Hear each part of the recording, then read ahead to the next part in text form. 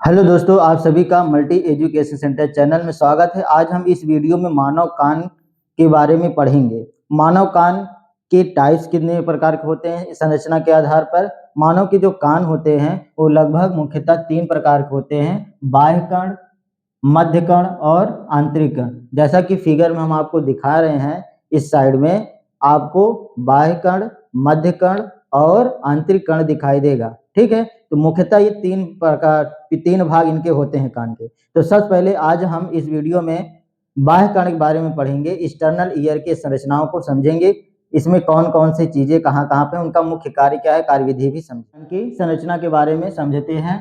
देखिए, ये क्या है, आपका हेलिक्स है, ये आपका क्या है, ट्यूबरकुलर है, ड्रॉन्स ट्रप्टस है, ये एंटी हेलिक्स है, लोबुल है, स्कैफा है। ये आपका क्या है, एक्सटर्नल ईयर का पूरा स्ट्रक्चर दिखाया गया है, बनाया गया है।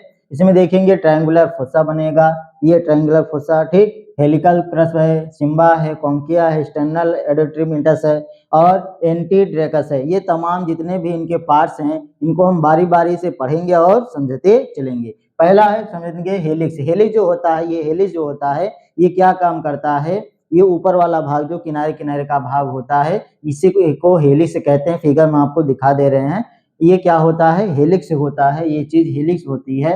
ये क्या करता है कि जितनी भी आवाजें हमको सुनाई देती है, उन सभी आवाजों को, स्रोत को क्या करता है, इकट्ठा करता है। क्या करता है, इकट्ठा करके ही भेजता है। इकट्ठा करने का काम ये कौन करता है, हेलिक्स के करता है। अगला होता है एंटी हेलिक्स। एंटी हेलिक्स क्या करता है, जो कान है हमारा, इसको मजबूती प्रदान करता है। क्या करता है, मजबूती प्रदान करता है और कान के शेप को, मीन्स आकार उसको देता है कि किस आकार होगा। यदि एंटी हेलिक्स नहीं होगा तो कान जो होगा आगे की तरफ ऐसे झुक सकता है और जिससे आपको सुनाई नहीं देगा, क्योंकि आवाज को इकट्ठा करने का सिस्टम ही खत्म हो जाएगा।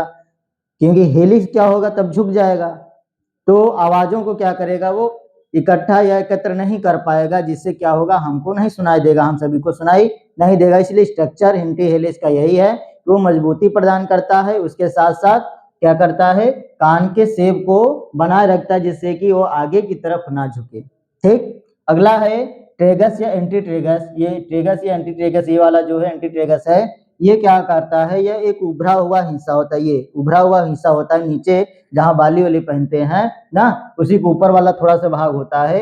ये उभरे हुए हिस्से होते हैं जो क्या करते हैं, जो आवाज आ रही है ना, उसको थोड़ा धक्का देते हैं, अर्थात पीछे करते हैं।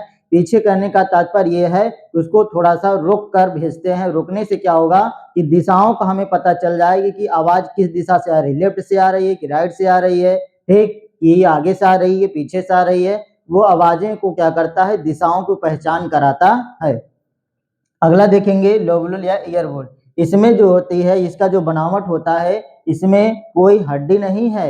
ये सभी तमाम प्रकार के रक्त वाहिकाएं और टिश्यू ऊतकों से बना हुआ है। ठीक, इसमें कोई हड्डी नहीं है, ये सिर्फ रक्त वाहिकाएं इसमें बहुत सारी होती हैं और टिश्यू से बना हुआ होता है। अगला है कॉन्किया। कॉन्किया यहाँ देखेंगे आप तो आपको मिल जाएगा, ये कॉन्किया है। ठीक, कॉन्किया क्या करता है, ये कान के हिस्से को क्या करता है, गर्म करता है, गर्म बनाए रखता है।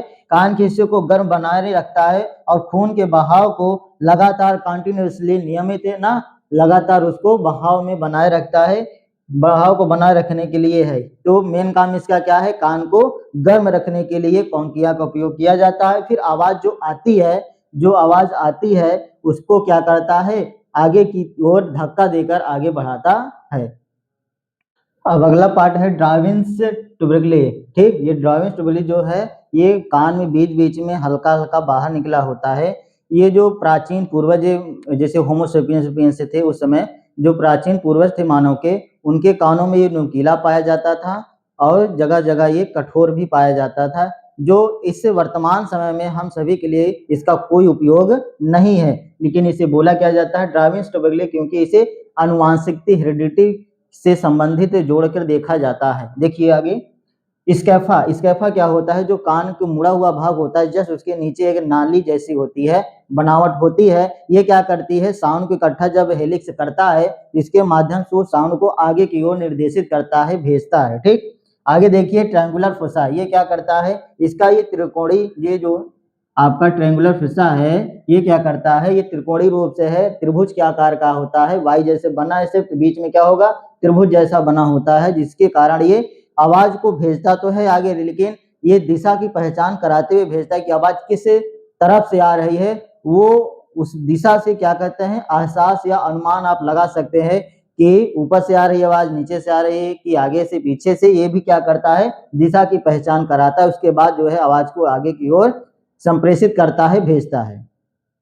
पाठ है 8वां वाला, external auditory meatus. External auditory meatus अर्थात जिससे आवाज अब अंदर जाएगी, जिसे कहा जाता है आपका कान की नली कहा जाता है। ये जो कान की नली है, ये जा करके टिम्पैनिक मेम्ब्रेन अर्थात कान के पर्दे से क्या करती है, जोड़ती है, कनेक्ट करती है। ठीक है, जैसे एक रास्ता दूसरे रास्ते से कनेक्ट करता है, तो इन सब लोग हेलिक्स हो गए, एंटी हेलिक्स हो गए ना, और ट्रायंगुलर फोसा हो गए, सभी आवाज इकट्ठा करके भेज दिए। किसके माध्यम से, इस एक्सटर्नल ऑडिटरी मीटर्स के माध्यम से, इस कान के नली के माध्यम से आवाज अंदर गई, और ये किस पे टकराएगी, कान के पर्दे पर अर्थात टिम्पैनिक मेम्ब्रेन पर ये क्या करेगी, टकराएगी, जिससे फिर आवाज और आगे फिर मिडिल ईयर में जाएगी।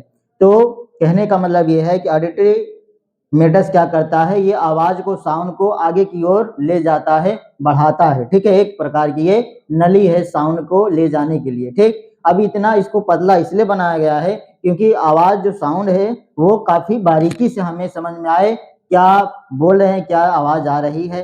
ठीक, अगर हम इसको बड़ा कर देंगे तो आवाज क्या होगी, वो संप्रेषित, कंप्रेस्ड या संपीड़ित नहीं हो पाएगी, और वो हमको क्लियर आवाज सुनाई नहीं देगा। तो इसको दो भाग में बांटा गया है। कार्टिलेजिनस पार्ट, जो मान लीजिए अगर 3 भाग में हमने बांटा है इसको, इस नली को 3 भागों में हमने बांटा है, तो 3 भाग में से एक भाग इसका क्या है, कार्टिलेजिनस पार्ट होता है, जिसमें आपके कर्कुमिनस ग्लैंड पाए जाते हैं, जिसमें क्या पाए जाते हैं, कर्कुमिनस ग्लैंड ग्रंथि पाई जाती है, जिसके माध्यम से ईयर वैक्स अर्थात मोम का निर्माण होता है। मोम का निर्माण होने से फायदा ये है कि जो मान लीजिए धुएं या फिर जो कण आते हैं, गर्दे आते हैं ना, धूल उल आते हैं, तो कान पे क्या जाते हैं, इसी वैक्स से मोम से चिपक जाते हैं और अंदर नहीं जाते हैं, जिससे कि हमारे कान को क्या मिलती है, सुरक्षा मिल जाती है।